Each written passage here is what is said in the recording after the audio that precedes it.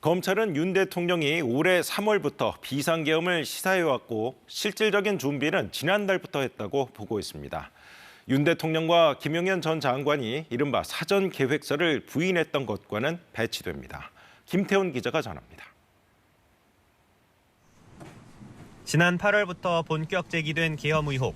당시 김용현 국방부 장관 후보자는 의혹을 전면 부인했습니다.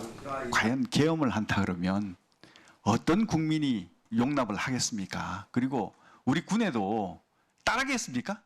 검찰의 공소장을 보면 지난 3월부터 윤석열 대통령과 김 전 장관이 비상계엄을 염두에 두고 최소 9차례 논의를 진행한 것으로 파악됩니다. 시작은 비상조치에 대한 언급이었습니다. 검찰에 따르면 윤 대통령은 3월부터 비상대권, 특별한 방법이란 말을 수차례 언급합니다.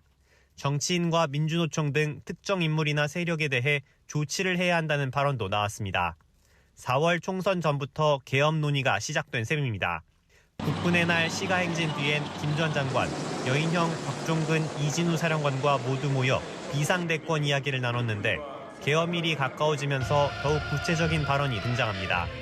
공소장에는 이게 나라냐, 국회가 폐악질을 하고 있다, 헌법상 비상대권을 써야 이 난국을 해결할 수 있다 등의 윤 대통령 발언이 상세히 담겼습니다.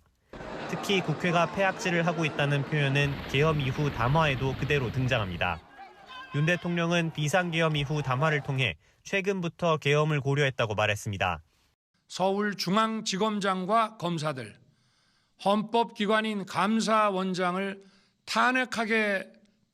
탄핵하겠다고 하였을 때 저는 이제 더 이상은 그냥 지켜볼 수만 없다고 판단했습니다. 하지만 검찰은 윤 대통령이 계엄 실행 구상을 약 9달 전부터 해온 것으로 보고 있습니다. 검찰은 윤 대통령이 지난 1일 계엄을 하면 병력 동원을 어떻게 할 수 있냐고 묻자 김 전 장관이 구체적인 계획을 보고했고 윤 대통령이 승인하면서 계엄이 실현됐다고 판단했습니다. KBS 뉴스 김태훈입니다.